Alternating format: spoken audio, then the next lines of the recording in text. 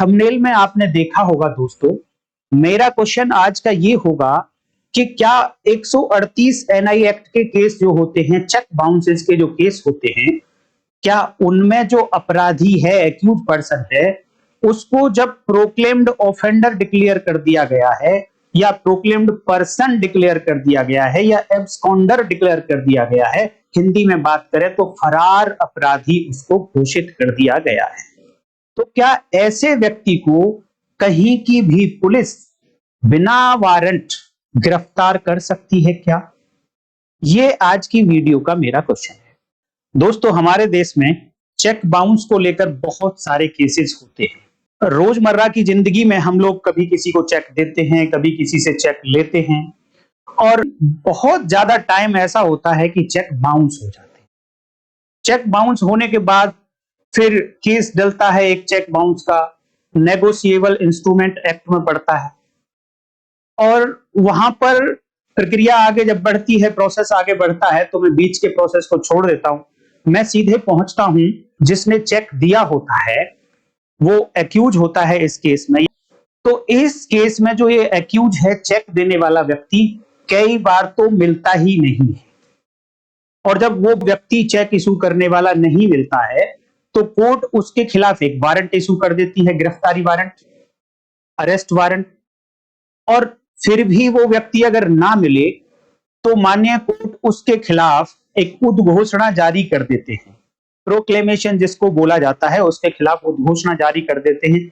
इस उद्घोषणा में क्या होता है कि ऐसे व्यक्ति को एक डेट दी जाती है, एक टाइम दिया जाता है कि आप इस दिए हुए डेट एंड टाइम पर कोर्ट में आ जाइए। सबसे पहले आज मैं आपको यह बताना चाहूंगा कि पुलिस जब किसी प्रोक्लेम्ड ऑफेंडर को, उद्घोषित अपराधी को गिरफ्तार करती है बिना वारंट के, तो कौन सी धारा का प्रयोग करती है, अर्थात कानून की कौन सी धारा पुलिस को पावर देती है, शक्ति देती है कि वो किसी उद्घोषित अपराधी को बिना वारंट के गिरफ्तार कर सकती है।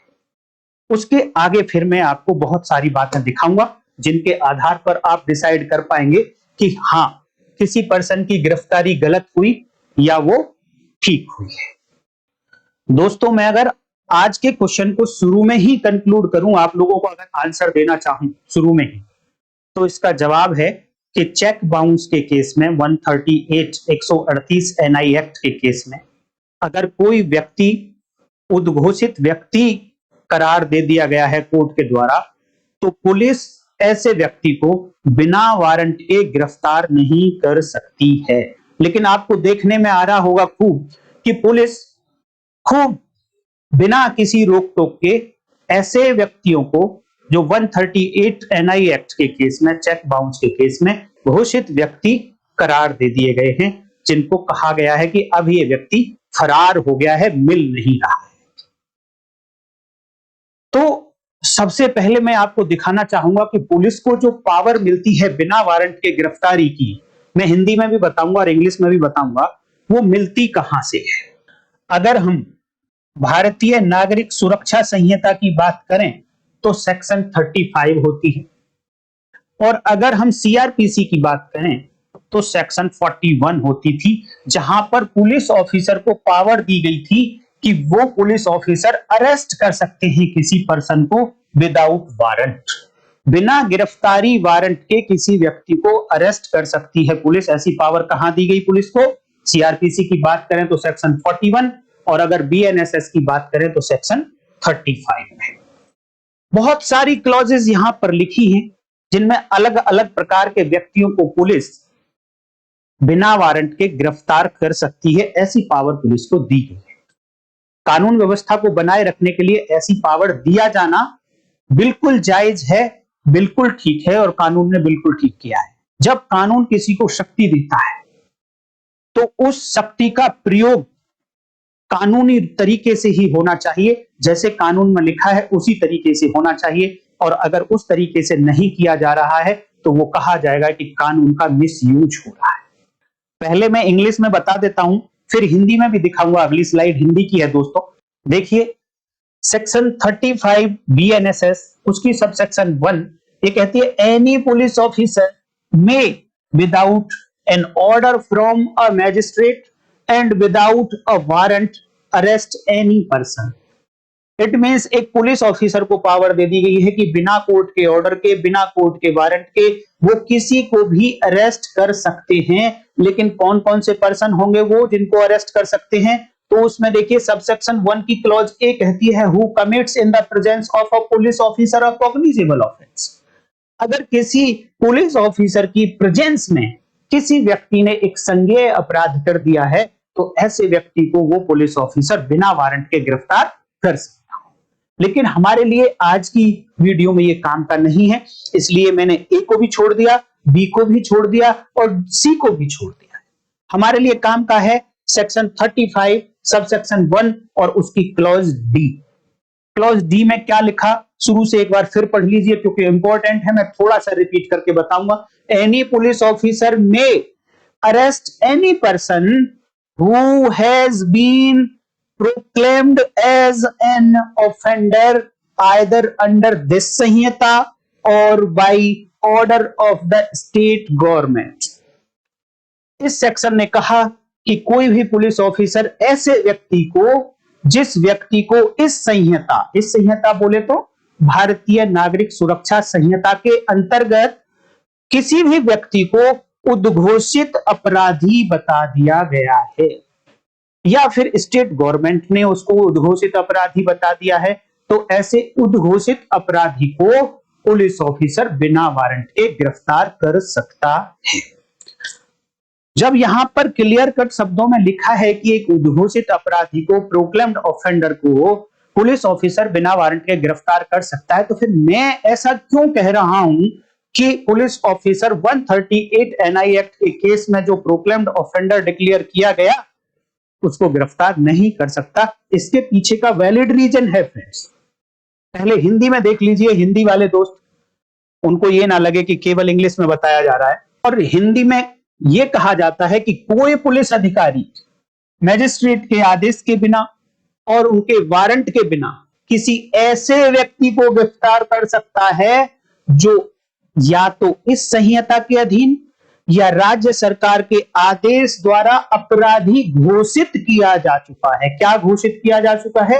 याद रखने वाले शब्द हैं अपराधी घोषित किया जा चुका है। किसके द्वारा? या तो राज्य सरकार के द्वारा अपराधी घोषित कर दिया या इस संहिता के अधीन, बीएनएसएस के अधीन अपराधी घोषित कर दिया है, तो ऐसे व्यक्ति को पुलिस ऑफिसर बिना वारंट के गिरफ्तार कर सकता है।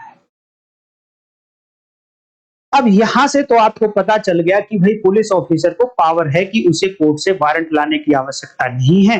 वो अगर कोई व्यक्ति अपराधी घोषित है इस संहिता के अंतर्गत तो उसे गिरफ्तार कर लेगा। अब क्वेश्चन ये आता है कि किस व्यक्ति को आप कहेंगे कि वो अपराधी घोषित हो गया है? किस व्यक्ति को कहेंगे? तो उसके लिए हमें देखना पड़ेगा। अगर भारतीय नागरिक सुरक्षा संहिता की बात करें तो सेक्शन 84 बीएनएसएस और सीआरपीसी की अगर बात करें तो सेक्शन 82 हुआ करती थी। उस सेक्शन में बताया गया कि कौन व्यक्ति प्रोक्लेम्ड ऑफेंडर बनाया जा सकता है और क्या उसका तरीका रहेगा, क्या प्रोसेस रहेगा।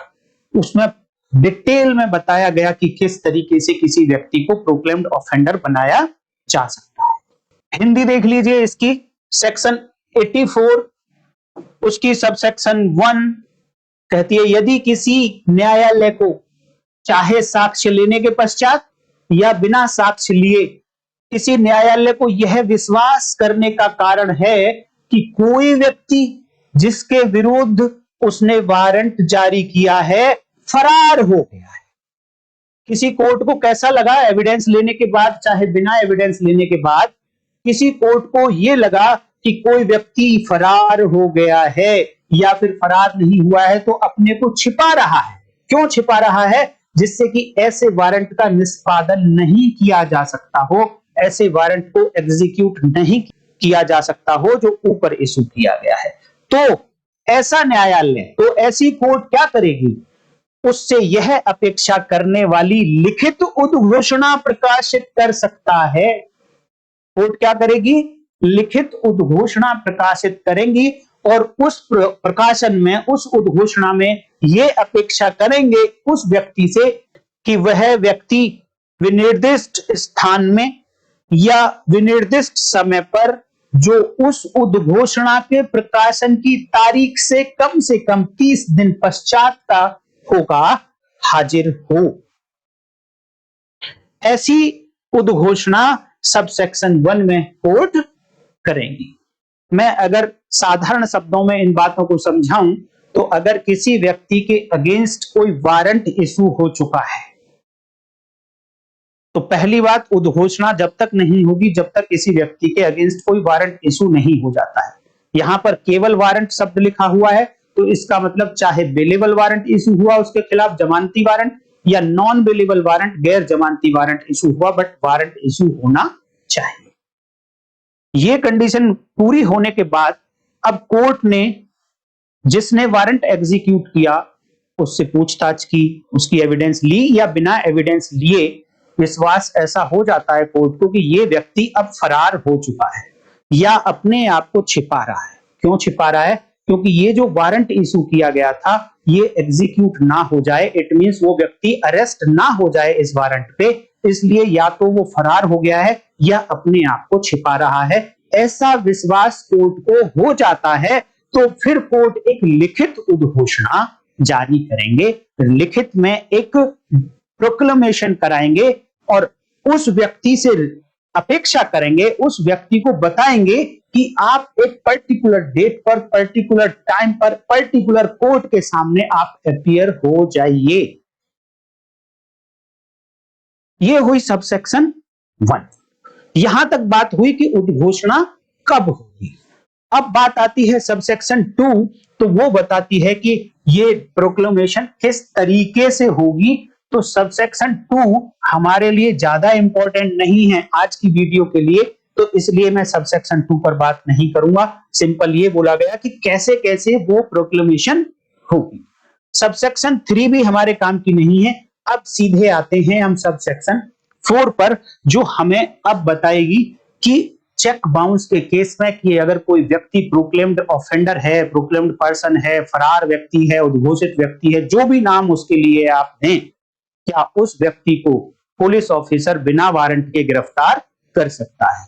इसके लिए जो सबसे पहले मैंने बताया था सेक्शन 35 BNSS और उसकी सबसेक्शन 1 और उसकी क्लॉज डी, आप ध्यान रखिए वहां ये लिखा गया था कि अगर किसी पर्सन को प्रोक्लेम्ड एज ऑफेंडर डिक्लेयर कर दिया गया है तो ऐसे व्यक्ति को पुलिस ऑफिसर बिना वारंट के गिरफ्तार कर सकती है। तो हमने क्वेश्चन लिया था कि हु इज प्रोक्लेम्ड ऑफेंडर, उद्घोषित अपराधी होगा कौन, तो उसके लिए सबसेक्शन 4 में उद्घोषित अपराधी वर्ड यूज किया गया है। दोस्तों देखिए क्या कहता है सबसेक्शन 4, ये 84 BNSS की सबसेक्शन 4 है, जहां पर बताया गया where a proclamation published under subsection 1, जो अभी मैंने पढ़ाई, is in respect of a person accused of an offense which is made punishable with imprisonment of 10 years or more or imprisonment for life or with death under भारतीय न्याय संहिता 2023 or under any other law for the time being in force, and such person fails to appear at the specified place and time required by the proclamation, the court may, ध्यान देना, the court may after making such inquiry as thinks fit pronounce him a proclaimed offender and make a declaration to that effect। और ऐसी declaration जब करेगा कि कोई person proclaimed offender declare कर दिया गया है तो उसके लिए एक ऐसी डिक्लेरेशन लिखेंगे कि हां इस व्यक्ति को अब प्रोक्लेम्ड ऑफेंडर डिक्लेयर कर दिया गया है। लेकिन ध्यान देना कि सजाएं कौन कौन सी हैं, ऑफेंस कौन से हैं जिन ऑफेंसेस में ये प्रोक्लेम्ड ऑफेंडर डिक्लेयर करने की बात कही गई।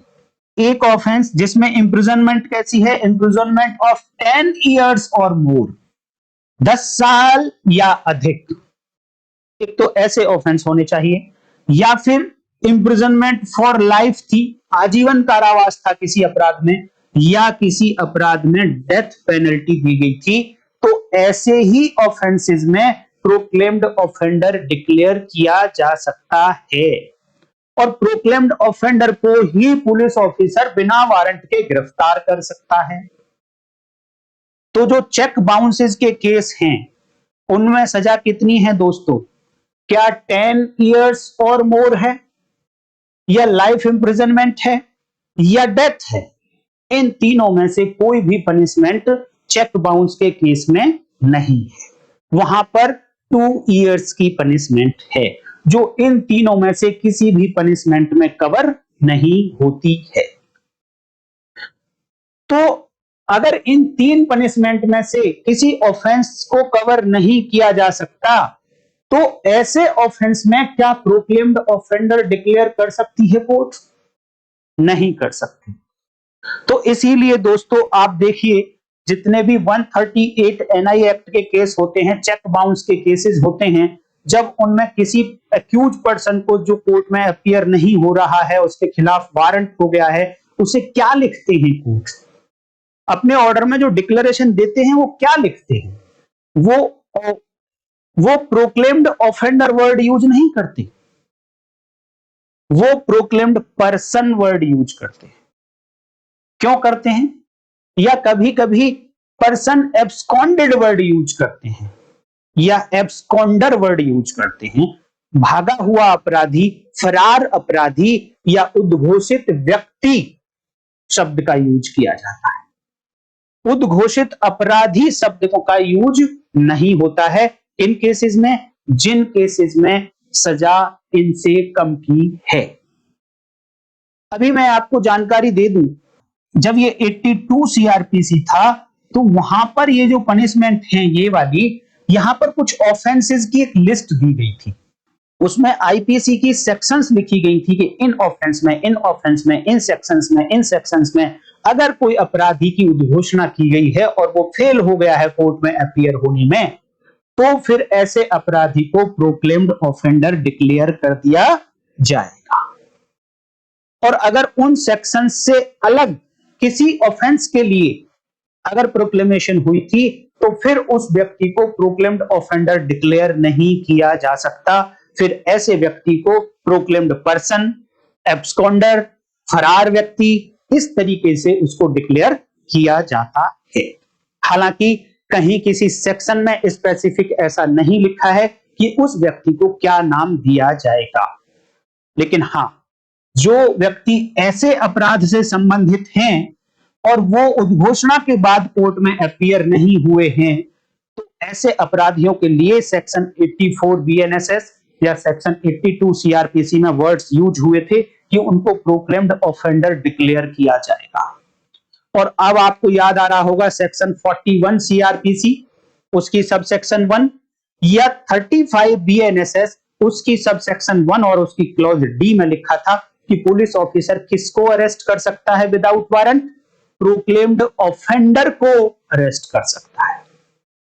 तो आप पहले ऑर्डर देखें कि जो ऑर्डर हुआ है, जो माननीय कोर्ट ने ऑर्डर किया है, किसी व्यक्ति के कोर्ट में ना पहुंचने के कारण, उसके खिलाफ उद्घोषणा हो जाने के कारण कोर्ट ने जो ऑर्डर किया उसको आप पढ़िए, ध्यान से पढ़िए। क्या कोर्ट ने वहां पर प्रोक्लेम्ड ऑफेंडर वर्ड यूज किए हैं, या प्रोक्लेम्ड पर्सन वर्ड यूज किए हैं, या एब्सकॉन्डर वर्ड यूज किए हैं?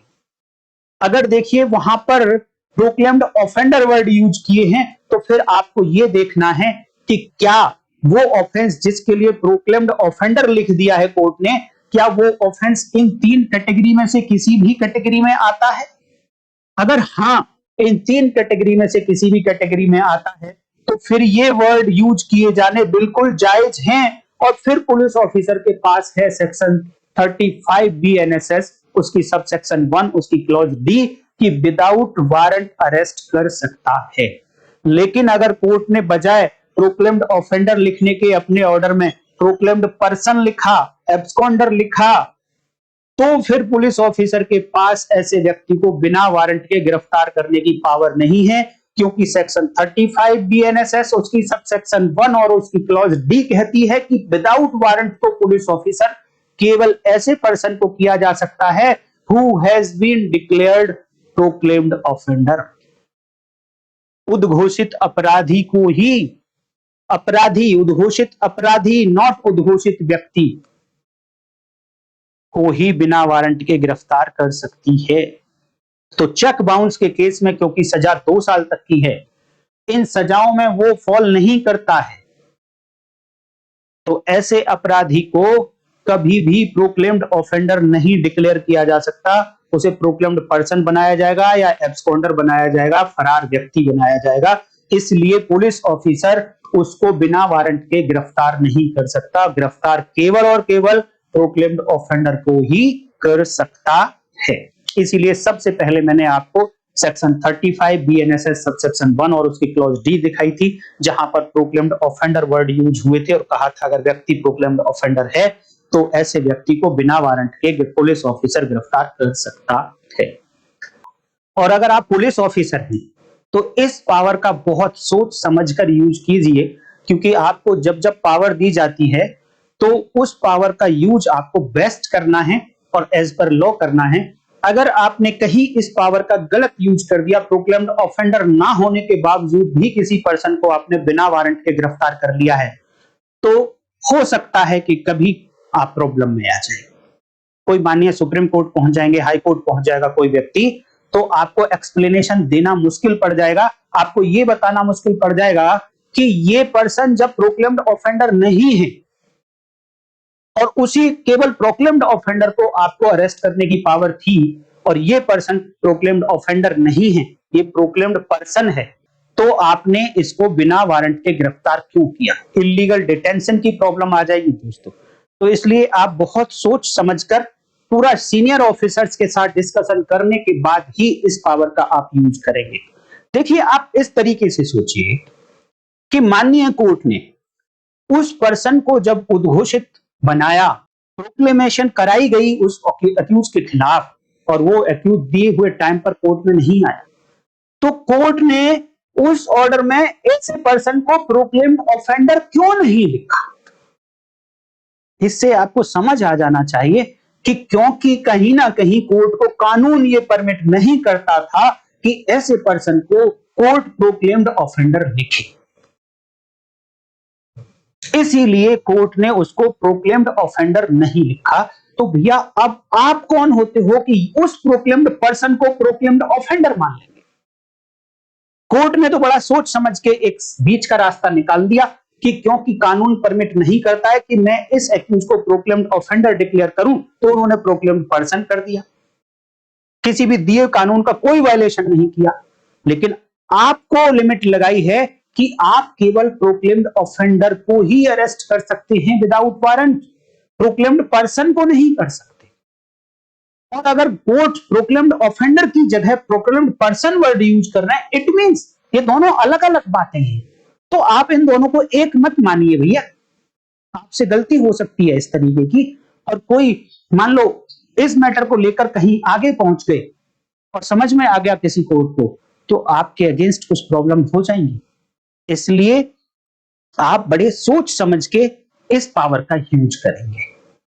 यहां पर अब कुछ लोग ये क्वेश्चन उठा सकते हैं कि जी आप बार बार ये कह रहे हैं कि बिना वारंट के गिरफ्तार नहीं कर सकता, तो वारंट लेकर तो गिरफ्तार कर सकता है, बिल्कुल कर सकता है। मैंने कभी नहीं कहा कि वारंट ले लिया है अगर किसी पुलिस ऑफिसर ने ऐसे पर्सन को गिरफ्तार करने के लिए जो प्रोक्लेम्ड ऑफेंडर ना होकर प्रोक्लेम्ड पर्सन है या एब्सकॉन्डर है, तो उसको वारंट के साथ बिल्कुल गिरफ्तार किया जा सकता है। लेकिन मैं आपको बता दूं कि वारंट होने के बाद केवल और केवल वही पुलिस ऑफिसर गिरफ्तार कर सकता है जिस व्यक्ति को, जिस पुलिस ऑफिसर को वो वारंट डायरेक्ट किया है कोर्ट ने कि आप एग्जीक्यूट करेंगे, आप इसका निष्पादन करेंगे। केवल और केवल वही व्यक्ति, वही पुलिस ऑफिसर किसी पर्सन को गिरफ्तार कर सकता है जिसके खिलाफ वारंट हो रखा है। और क्योंकि कहते हैं कि उद्घोषणा होने से पहले वारंट हुआ था, तो उस वारंट पर गिरफ्तारी कर रहा है पुलिस ऑफिसर, विदाउट वारंट नहीं कर रहा। तो पहली बात तो वारंट उस पुलिस ऑफिसर के हाथ में होना चाहिए। जो नहीं होता है, क्योंकि पुलिस ऑफिसर कोई एक होता है जिसको वो वारंट दिया जाता है एग्जीक्यूट करने के लिए। लेकिन प्रोक्लेम्ड ऑफेंडर में आप देखिए 138 एनआई एक्ट के केस, चेक बाउंस के केस में कोई भी कहीं का भी कोई पुलिस ऑफिसर आके अरेस्ट कर सकता है। हाँ, कर सकता है कोई भी पुलिस ऑफिसर कहीं का भी, लेकिन वो पर्सन प्रोक्लेम्ड ऑफेंडर होना चाहिए, प्रोक्लेम्ड पर्सन नहीं। ऐसे पर्सन को तो वारंट के साथ ही गिरफ्तार किया जा सकता है, और वारंट किसी एक पर्टिकुलर पुलिस ऑफिसर को दिया जाएगा, वही उसको एग्जीक्यूट कर सकता है। अब आप कह सकते हैं कि इस तरीके से तो एक्यूज इसका मिसयूज कर जाएंगे, कोर्ट में अपीयर नहीं होंगे। बिल्कुल मिसयूज कर सकते हैं, लेकिन मेरी ड्यूटी ये थी कि कानून में क्या लिखा गया है मैं वो आपको बताऊं, किस तरीके से उसको अप्लाई करना है वो कोर्ट्स देखेंगी। हाँ, आपको एक और बात बता देता हूं कि ऐसा नहीं है कि कानून रेमेडीलेस है, उसमें कोई रेमेडी नहीं है ऐसे लोगों के अगेंस्ट है। आईपीसी की अगर बात करें तो वहां सेक्शन हुआ करती थी 174A आईपीसी, और अगर अब भारतीय न्याय संहिता की बात करें तो वहां सेक्शन है 209 भारतीय न्याय संहिता। ये दोनों सेक्शन ये कहती हैं कि अगर किसी एक्यूज पर्सन को किसी कोर्ट ने कोई डायरेक्शन दी थी, जैसे कि उद्घोषणा में दी थी डायरेक्शन कि अब आप आइए कोर्ट में इस टाइम पर इस डेट पर अपीयर हो जाएंगे, और उस डायरेक्शन को फॉलो नहीं किया किसी एक्यूज ने, तो इसका मतलब उसने ये अपराध कर दिए हैं 174A आईपीसी या 209 बीएनएस, ये अपराध कर दिए हैं। और दोस्तों ये दोनों ही अपराध कॉग्निजेबल ऑफेंस है। कॉग्निजेबल ऑफेंस है मतलब एफआईआर इसमें रजिस्टर की जा सकती है, और एफआईआर रजिस्टर होने के बाद वो पुलिस ऑफिसर जो इस एफआईआर में इन्वेस्टिगेशन कर रहा है वो बिना वारंट के ऐसे व्यक्ति को गिरफ्तार कर सकता है। तो हां, कोर्ट से या तो कोर्ट ने ऑर्डर कर दिया है अपनी तरफ से ही, जब प्रोक्लेम्ड ऑफेंडर डिक्लेयर किया तभी कोर्ट ने ऑर्डर कर दिया कि इसके खिलाफ एफआईआर रजिस्टर की जाए, तो एफआईआर रजिस्टर हो गई होगी 174A आईपीसी या 209 बीएनएस में, उसमें इन्वेस्टिगेशन होगा, उसमें बिना वारंट के गिरफ्तार हो सकता है। लेकिन आप ध्यान रखिए कि यहां पर भी कौन पुलिस ऑफिसर गिरफ्तार कर सकता है एफआईआर होने के बाद, जो इन्वेस्टिगेटिंग ऑफिसर होगा वो भी एक होगा। तो इन्वेस्टिगेशन के मामले में भी एक पुलिस ऑफिसर है जो बिना वारंट के गिरफ्तार कर सकता है, और वारंट के साथ गिरफ्तार करने में भी केवल एक पुलिस ऑफिसर है जिसको वो वारंट दिया गया वो गिरफ्तार कर सकता है। लेकिन प्रोक्लेम्ड ऑफेंडर के मामले में कोई भी पुलिस ऑफिसर गिरफ्तार कर सकते हैं बिना वारंट के।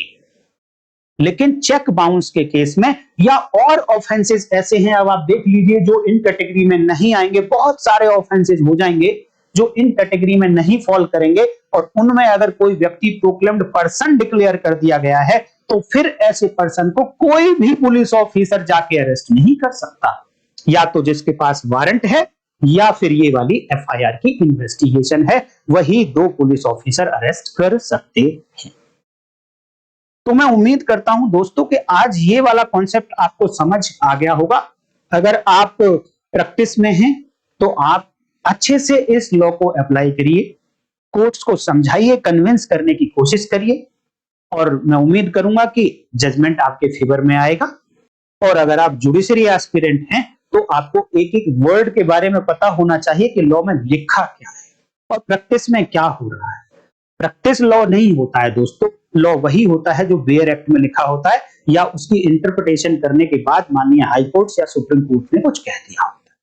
तो आज की वीडियो का कंक्लूजन कि 138 एनआई एक्ट केसेस जो चेक बाउंसेस के नाम से भी जाने जाते हैं, इनमें अगर कोई पर्सन प्रोक्लेम्ड पर्सन डिक्लेयर कर दिया गया है, एब्सकॉन्डर डिक्लेयर कर दिया गया है, तो कोई भी पुलिस ऑफिसर आकर उसको इसलिए अरेस्ट नहीं कर लेगा कि वो ये कहे कि ये प्रोक्लेम्ड ऑफेंडर है। नहीं, वो प्रोक्लेम्ड ऑफेंडर नहीं है। प्रोक्लेम्ड ऑफेंडर तो केवल इन्हीं 3 ऑफेंसेस में हो सकता है और किसी ऑफेंस में प्रोक्लेम्ड ऑफेंडर नहीं हो सकता है। दोस्तों, इंफॉर्मेशन आपको अच्छी लगी है तो वीडियो को लाइक करना। लाइक करने के बाद हाइप का बटन आएगा, हाइप का बटन को जब आप क्लिक करेंगे दोस्तों तो वहां पर कुछ पॉइंट्स दिखाई देंगे आपको, 830 पॉइंट, उनको आप मुझे दे सकते हैं और वो फ्री ऑफ कॉस्ट दे सकते हैं, कोई पैसा आपका नहीं लगेगा, उससे मेरी वीडियो को मोटिवेशन मिलेगा। और ऐसी ही वीडियो आपको और मिलती रहेंगी। आप चैनल पर नए हैं तो चैनल को सब्सक्राइब कर लीजिए। नेक्स्ट वीडियो में फिर मिलेंगे, तब तक के लिए नमस्कार, जय हिंद।